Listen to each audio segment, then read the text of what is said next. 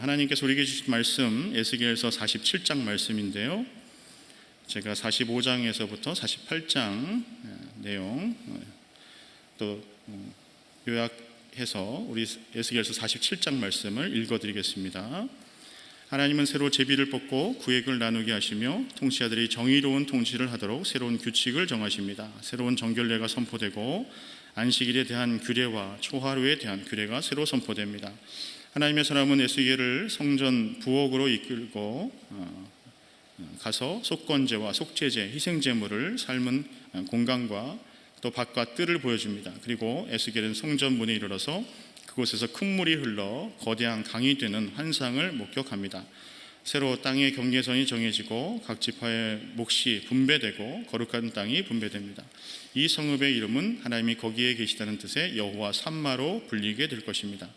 에스겔의 환상은 신약시대에 예수님이 새로운 성전이 되어주시고 생수의 강을 흐르게 하심으로 비로소 온전히 성취됩니다. 우리는 예언의 성취로 말미암은 복을 누리며 살고 있습니다. 우리 에스겔서 47장 1절에서부터 23절까지의 말씀인데요, 봉독은 7절까지만 하겠습니다. 제가 구약성경 에스겔서 47장 1절 말씀을 봉독합니다. 그가 나를 데리고 성전 문에 이르시니 성전의 앞면이 동쪽을 향하였는데 그 문지방 밑에서 물이 나와 동쪽으로 흐르다가 성전 오른쪽 제단 남쪽으로 흘러내리더라.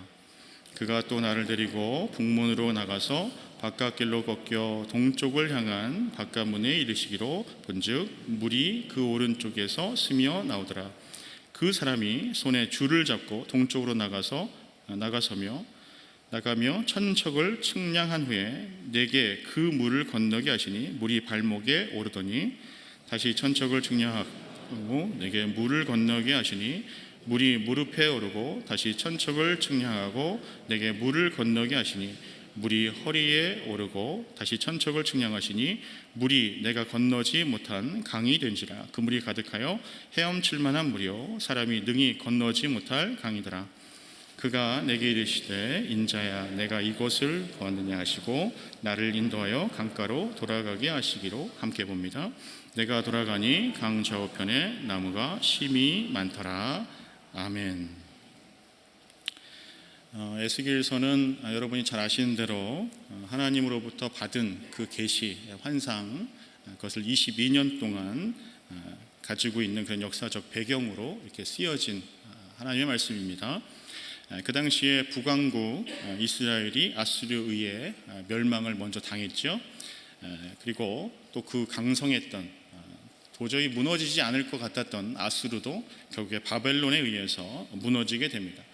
또 느부갓네살이 이끌었던 이 바벨론이 애국 바로느고를 격퇴시키죠. 그래서 명실상부한 이제 중동의 패권을 장악하게 되었습니다. 그런데 그럼에도 불구하고 그 당시 유다 백성들은요, 다윗 언약으로 인해서 우리는 망하지 않을 것이다, 우리는 멸망하지 않을 것이다 라는 것을 철저하게 신뢰했었어요. 다윗 언약이 여러분 무엇이죠? 사무엘하 7장 16절 말씀에 보니까 내 집과 내 나라가 내 앞에서 영원히 보존되고 내 위가 영원히 견고하리라. 이 말씀이 다윗 언약이거든요. 그 말씀을 이 유다 백성들이 아주 신뢰했던 것입니다. 그래서 유다 백성들이 어떻게 했습니까? 여호와 하나님만을 의지해야 됨에도 불구하고 여호와 하나님을 의지하기는커녕 오히려 우상 숭배에 앞장섰던 그런 백성들이 되었습니다. 그러니까 결국에 바벨론 군대가 예루살렘을 침공해 왔고 결국에 예루살렘 성도 망하게 되었습니다. 함락되었습니다. 절대 무너지지 않으리라고 믿었던 성전이 불타게 되었고요, 마지막 왕인 시드기야마저도 바벨론에 의해서 두 눈이 뽑히고 포로로 잡혀가게 되었습니다. 그래서 생을 마감하게 되죠. 바벨론 포로로 잡혀왔지만 언젠가는 돌아가리라고 생각했던 그 유다가 없어졌습니다. 돌아갈 곳이 없어진 것입니다. 바벨론으로 끌려왔던 백성들도 울고 또 울었습니다. 이러한 상황 가운데 하나님께서는 이 에스겔을 통해서 유다의 회복을 예언하고 계시는 것이죠. 그 회복의 메시지가 오늘 본문 말씀 에스겔서 47장 내용인 것입니다. 바로 성전에서 물이 흘러나오는 환상을 에스겔에게 보여주심으로 인해서 이제 유다가 다시 회복될 것이다, 하나님께서 그 나라를 회복시켜 주실 것이다, 그 모습을 보여주고 있는 것이죠.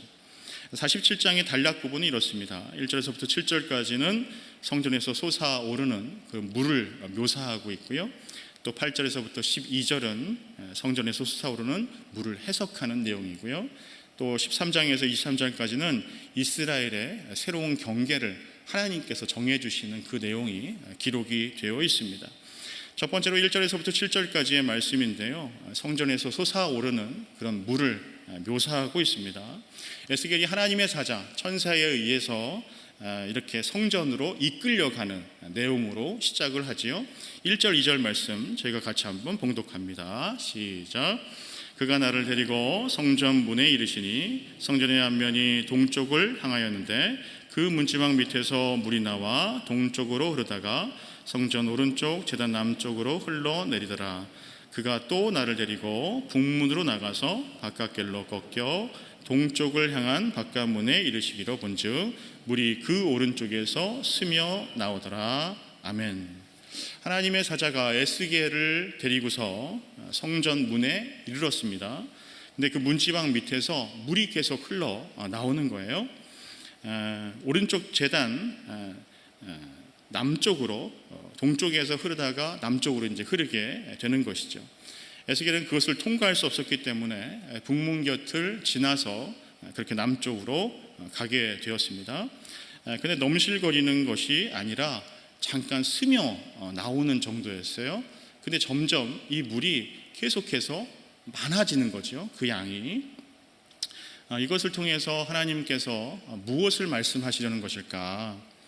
바로 하나님 앞에 이루어질 새 왕국이 종교적으로, 정치적으로, 경제적으로 이제 완전한 나라, 하나님께서 이전에는 없었던 그런 완전한 나라를 만들어 주시겠다라는 것을 상징적으로 보여주시는 것이죠. 현재 예루살렘 성전은요 다 회파가 되었어요. 이스라엘 백성들도 포로로 바벨론으로 다 잡혀가 있는 상황입니다. 다시 말하면 하나님께서 절망에 사로잡혀 있는 이 유다 백성들에게 다시 고국으로 돌려보내시려고 하시려는 그런 계획을 보여주고 계신다. 하나님의 성전에서 흘러나온 생명수로 인해서 놀라운 풍성한 은혜를 너희들에게 베풀어 줄 것이다 라는 것을 하나님께서 보여주고 계시는 거죠. 그렇다면 어떻게 이것이 가능한 것일까요? 바로 모든 백성이 하나님의 임재하심을 친밀하게 경험하며 살아갈 때 가능한 것이죠. 생명수 물이 어디에서 시작되었다라고 기록되어 있죠? 성전입니다. 성전은 하나님의 임재하심의 상징이지요. 그러니까 다시 말하면 선민이라고 자부했던 그런 유다 백성들의 죄악으로 인해서 성전을 떠나셨던 하나님께서 다시 성전에 임재하셨기 때문에 성전으로부터 다시 풍요로운 풍성한 그런 은혜가 넘치게 된다라는 것이죠. 우리들도 마찬가지 아니겠습니까? 하나님의 임재하심을 경험하게 될 때 하나님이 주시는 회복과 풍성한 은혜를 맛보게 될 텐데요, 하나님의 임재하심을 과연 그렇다면 어떻게 경험할 수 있을까? 우리는 하나님이 우리의 삶을 다스릴 때 그것이 가능하다고 믿습니다. 누가 우리를 다스리는가? 내가 내 삶을 주장하는가, 주관하는가? 아니면 하나님이 내 삶을, 우리의 가정을, 우리의 교회를, 나라와 민족을 다스리는가? 그것에 따라서 그 사람의 인생은, 그 가정의 인생은, 그리고 그 나라와 민족의 모습은 전혀 다른 모습이 될 것이라 분명히 믿습니다. 이러한 은혜를 저와 여러분들이 누릴 수 있기를 간절히 축복합니다. 3절과 또 5절에서의 말씀을 보세요. 어떤 내용이 등장하는지 보십시오. 3절부터 5절까지입니다. 시작.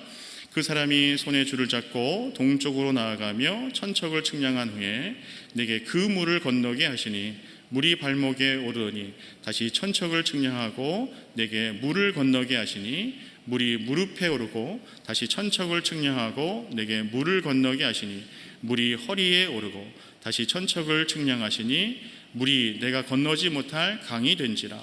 그 물이 가득하여 헤엄칠 만한 물이요 사람이 능히 건너지 못할 강이더라. 아멘. 여러분, 한 규빗의 길이를 잘 아시죠? 아마 여기 팔꿈치에서부터 가운데 손가락까지의 길이가 한 규빗이다라고 보통은 알고 계시는데, 뭐 사람마다 다르죠. 어떤 분은 되게 길고 어떤 분은 좀 짧고, 하지만 한 규빗을 보통 그렇게 정해서 45cm 그 정도 길이라고 해요. 한 척은 어느 정도인가? 한 52cm 정도, 그 정도의 길이라고 합니다. 그래서 천척은 520m 그 정도 길이라고 해요. 동쪽으로 나가서 천척을 측량하니까요, 물이 발목에 오는 정도였어요. 그 다음 천척을 측량하니까 물이 이 무릎 정도까지 오르게 되었습니다. 그리고 다시 한번 천척을 측량하니까 허리에 오르고, 그 다음 또 측량하니까 이제는 능히 건널 수 없는 그런 지경에까지 강이 충만하게 이르게 되었다. 여러분, 에스겔이 본 이 환상을 통해서 또 우리에게 주시는 메시지가 있습니다. 굉장히 신비하고 또 영적인 의미를 갖고 있는데요, 그것은 바로 점점 차오르는 이 물의 양을 통해서 마치 염도가 높으면, 그러니까 물에 소금기가 많으면 여러분 어떻게 될까요? 사해바다를 여러분 아실 거예요.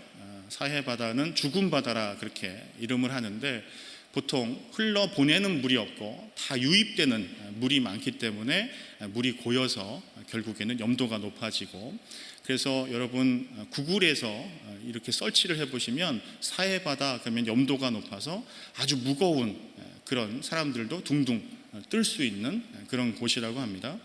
근데 이 염도가 높은 그 바다의 모습, 그렇게 죽어있는 모습 가운데 어떻게 하면 이 물을 살릴 수 있겠습니까? 어떻게 하면 이 물에서 풍성한 그런 생명체가 살아갈 수 있을까요? 염도가 높으면 생명체가 전혀 살 수가 없다고 그러거든요. 방법은 그 물에 염도를 빼는 겁니다. 소금기를 빼는 거죠. 근데 소금기를 빼지 않는 방법은 더 아주 생명수, 맑은 물을 더 유입시키는 것입니다. 그럼 염도가 낮아지는 것이죠. 신약 성서학자들은 보통 그렇기 때문에 하나님께서 계속해서 죽은 바다가 아니라, 죽은 강의 모습이 아니라 더욱더 살아있는 그런 물로 만드시기 위해서 아주 깨끗한 그 성전에서 그런 물을 많이 보내신 것이 아닌가라고 그렇게 이야기들을 하시더라고요. 이번에 대조적으로 8절 이하의 12절 말씀에 보면 사해바다, 죽은 바다가 등장합니다. 생명체가 번식하지 못하는 그런 물이 등장하는데, 어마어마한 생수가 필요한 것이죠. 마찬가지죠.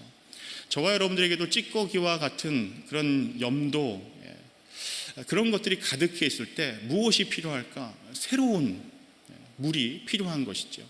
생명수가 우리 가운데 필요한 거죠. 우리에게 날마다 은혜가 필요한 것이죠. 처음엔 발목 같은, 처음에는 우리 무릎 정도 같은, 그 다음에는 허리와 같은, 하지만 능히 우리가 감당할 수 없을 정도의 큰 은혜가 우리에게 필요하다는 것입니다.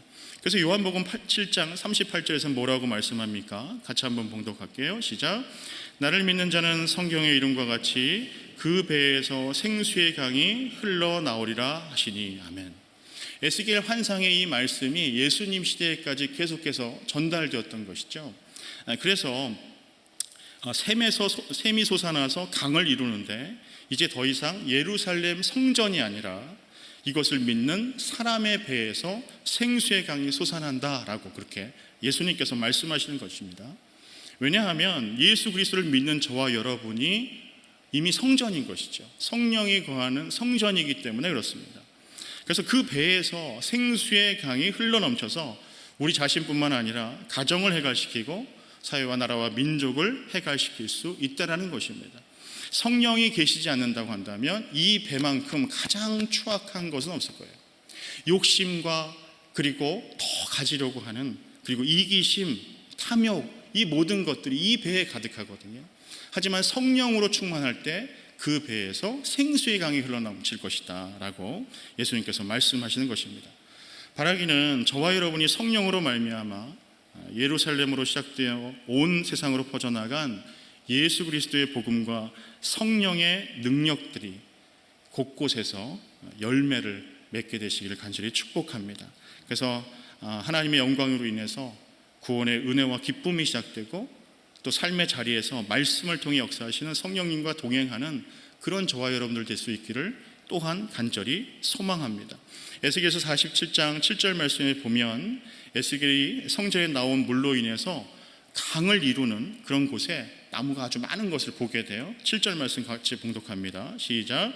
내가 돌아가니 강 좌우편에 나무가 심이 많더라. 아멘. 에스겔이 강의 길이를 또 깊이를 경험한 이후에 이제 강 좌우에 있는 심이 많은 나무를 이제 보게 돼요. 그런데 에덴 동산에서 강이 흘러나오고 수많은 비옥한 그런 나무가 있었던 것을 떠올릴 때 이 에스겔의 환상 속에 본 이 나무들은 여러분 무엇을 의미하는 것일까요? 바로 새 시대, 새 창조를 보여주시기 위함이시죠. 에덴 동산과 마찬가지로 아주 놀라운 생명력의 원인은 바로 강입니다. 물입니다. 창세기 2장 9절에서부터 10절 말씀에 보니까 최초의 생명력, 나무를 아주 비옥하게 하고 땅이 아주 풍성하게 되었던 그 이유에 대해서 말씀하고 계세요. 9절 10절 같이 봉독합니다. 여호와 하나님이 그 땅에서 보기에 아름답고 먹기에 좋은 나무가 나게 하시니 동산 가운데에는 생명나무와 선악을 알게 하는 나무도 있더라. 강이 에덴에서 흘러나와 동산을 적시고 거기서부터 갈라져 내 근원이 되었으니. 아멘. 강으로 말미암아 에덴 동산이 풍요로웠던 것이죠. 그런데 이제 성전에서 흘러나오는 그 물로 인해서 이제 새롭게 하나님께서 새 시대 또 새 창조를 이뤄갈 것이다 라는 것을 말씀하고 있는 것입니다.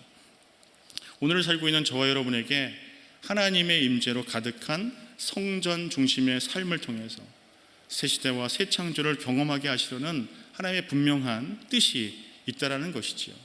이제 두 번째로 8절에서 12절까지의 말씀을 통해서 이제 이렇게 솟아나오는 그런 물을 하나님께서 해석해 주고 계시는데 하나님의 사자가요 에스겔에게 이 물이 아라바로 내려가서 또 사해에 이르러 사해가 다시 살아날 것이다, 죽은 모든 물들이 살아날 것이다 라고 그렇게 말씀을 하고 계세요. 8절에서부터 9절 말씀 같이 한번 봉독합니다. 시작.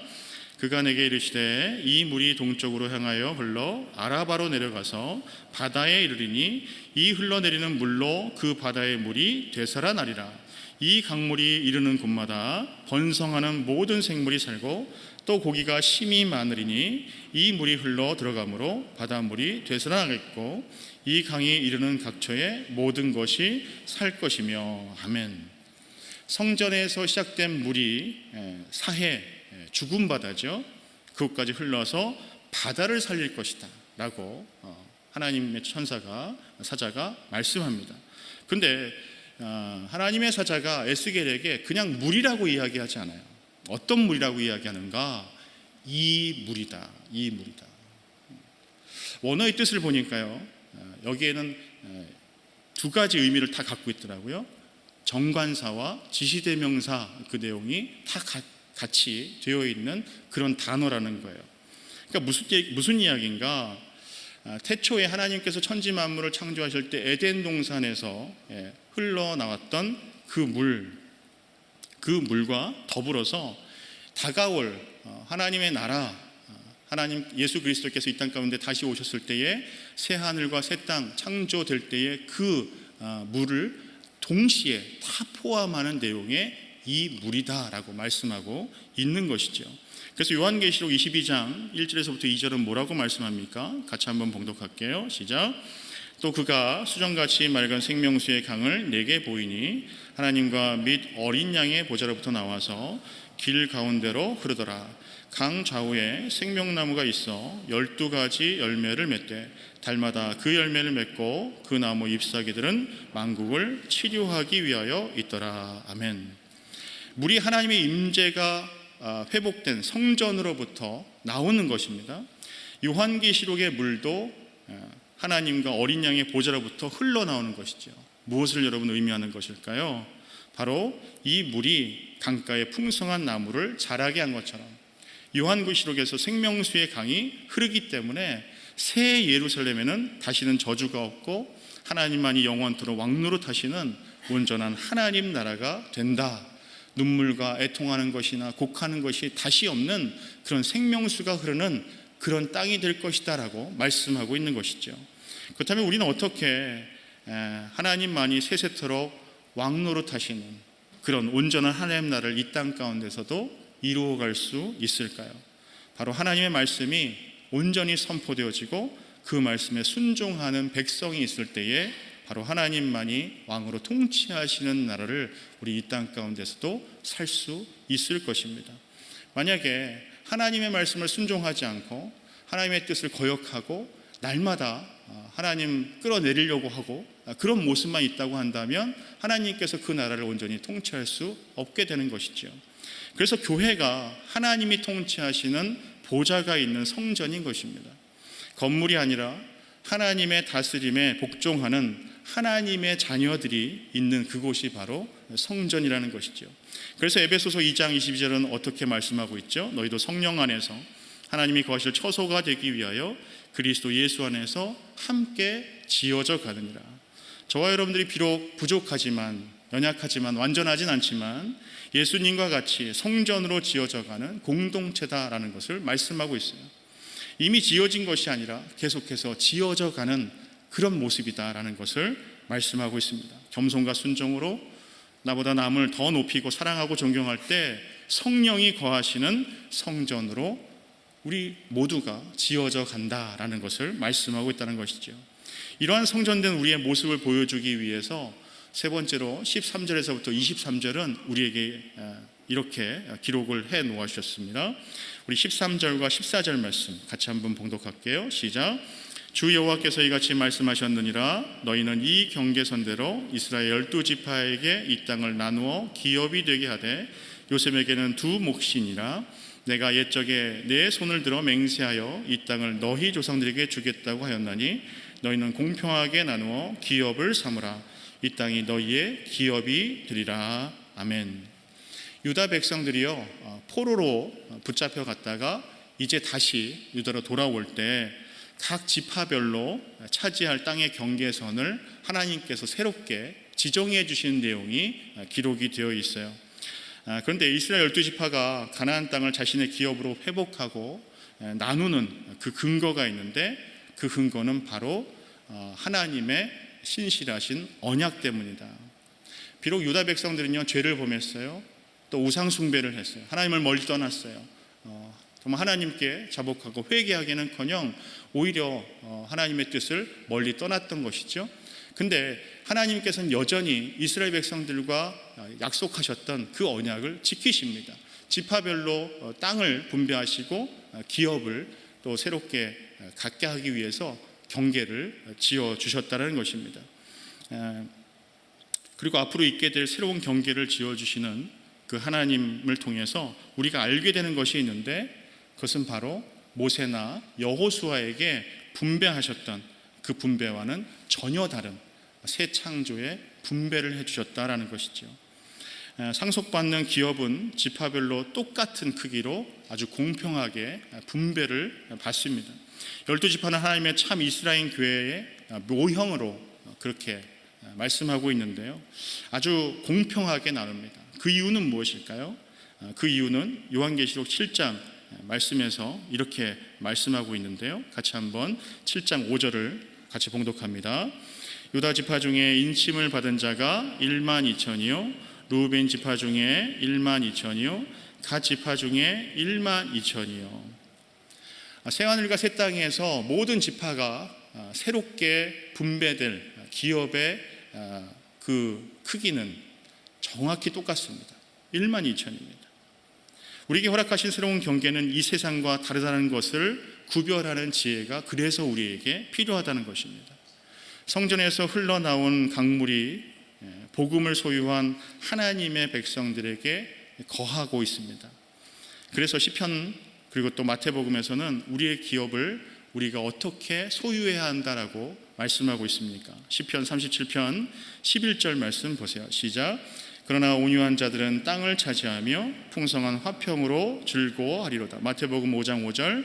온유한 자는 복이 있나니 그들이 땅을 기업으로 받을 것이며. 아멘. 바로 회복될 새하늘과 새 땅, 그 땅을 소유하게 될 원리는 이 세상의 기업, 이 세상의 땅을 소유하는 원리와 전혀 다르다. 그것은 바로 온유다라고 말씀하고 있는 것입니다. 그 온유의 모습은 새롭게 회복될 예루살렘의 기업을 나눌 때 우리가 적용해야 될 모습이다라는 것이죠. 에스겔서 47장 22절 23절은 뭐라고 말씀하고 있습니까? 우리가 적용해야 될 모습을 가장 잘 드러내 보여주고 있는데요, 같이 봉독합니다. 너희는 이 땅을 나누되 제비 뽑아 너희와 너희 가운데에 머물러 사는 타국인 곧 너희 가운데서 자녀를 낳은 자의 기업이 되게 할지니 너희는 그 타국인을 본토에서 난 이스라엘 족속같이 여기고 그들도 이스라엘 지파 중에서 너희와 함께 기업을 얻게 하되 타국인이 머물러 사는 그 지파에서 그 기업을 줄지니라. 주 여호와의 말씀이니라. 아멘. 우리가 적용해야 될 말씀이 바로 22절과 23절에 잘 기록이 되어 있어요. 바로 타국인들에게 본토에서 난 이스라엘 족속같이 여기라, 그렇게 말씀하는 거예요. 타국인이 사는 지파에게 그 기업을 제비뽑기로 나눠주라 라고 그렇게 말씀하고 있다는 것이죠. 여러분, 이스라엘 백성에게 이 말씀은 청천벽력과도 같습니다. 왜냐하면 선민의식을 갖고 살았기 때문에 그렇죠. 우리만 선택받았어. 그런데 바벨론으로 가서 거기서 낳았던 그런 자녀들, 바벨론 사람들, 타국인까지도 다 하나님의 백성으로 하나님의 땅을 기업으로 나눠줘라. 이건 청천벽력과 같은 얘기죠. 그래서 이것을 지키기 힘든 것을 아시고 하나님께서 뭘 다셨어요?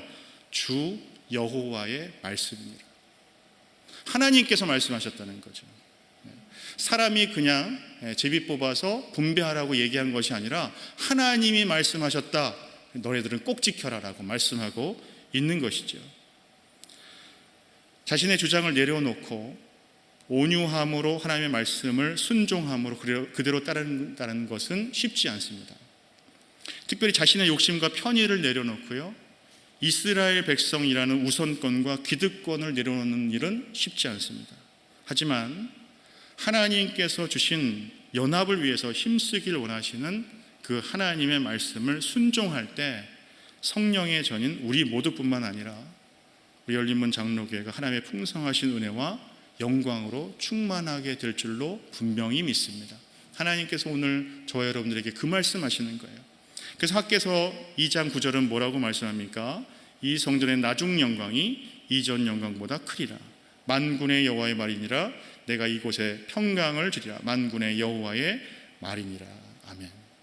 저는 이러한 하나님의 크나큰 영광이 우리 열린문 장로교를 통해서 또 성전된 저와 여러분들의 삶과 가정을 통해서 풍성하게 임하게 될 것을 분명히 믿습니다. 이스라엘 환상을 통해서 여러분 무엇을 발견하시고 또 무엇을 결단하셨습니까? 성전에서부터 흘러나온 생명의 물이 죽은 그 물들을, 사해와 같은 그 물들을, 생명력이 없는 그 물들을 충만하게 했습니다. 살려냈습니다. 여호와의 언약을 지키는 데 실패하고 불순종하여서 포로가 되어서 바벨론과 온 세계로 흩어진 이스라엘 백성이지만 그럼에도 불구하고 하나님의 구원의 약속을 이루는데 하나님은 실패하지 않으셨어요. 이스라엘 백성들은 실패했는데요, 하나님은 실패하지 않으셨어요. 은혜와 자비로 그 하나님의 뜻을 그대로 이행하셨습니다. 지금 에스겔이 기록된 이스라엘이 겪은 포로의 때가 마지막인 그때는 아닌 것 같습니다. 바로 저와 여러분들이 지금 살고 있는 이때가 마지막 때인 것 같습니다. 사람을 낚는 어부가 되어서 복음을 들고 온 세상에 흩어진 주님의 증인들을 통해서 성령께서는 민족들마다 하나님의 구원을 받아서 살아내게 하시고 생명의 강으로 가득 차고 넘치게 하셨습니다. 그것은 이 땅을 세상의 나그네로 지내고 있는 저와 여러분들에게도 마찬가지죠. 제자들에게 맡겨진 복음은 성령의 바람으로 시간과 공간의 물결을 타고 수많은 선교사들을 통해서 동방의 나라, 예루살렘, 우리 대한민국에까지 전해졌습니다. 여러분 아시다시피 언더우드 선교사님의 기도문을 보면 보이는 것이 하나도 없다. 어둠밖에 없다고 기도하면서 눈물을 흘린 모습이 기록되어 있습니다. 선교사들의 수많은 피와 눈물과 땀과 기도를 통해서 우리는 하나님의 자녀가 되었습니다. 생명의 강이 이제 우리 가정과 직장과 삶의 모든 자리에서 이제 흘러 넘쳐서 모든 것이 살아나게끔 이제 열방 가운데로, 민족 가운데로 흘려보내야 될 때가 바로 지금인 것입니다. 말씀을 통해서 신실하게 자신의 백성을 인도하셨던 선하신 하나님께서 오늘도 우리를 통해서, 우리의 가정을 통해서 교회가 살아나고 나라와 민족이 살아나고 열방을 살아나게 하실 줄로 분명히 믿습니다. 이러한 믿음을 가지시고 오늘도 울면서 씨를 뿌리는 우리 선교사님들을 위해서 기도하시고 또 우리 많은 열방에 흩어져 있는 우리 교회들을 위해서 기도하는 오늘 이 아침 되기를 간절히 소망합니다. 같이 한번 기도하겠습니다.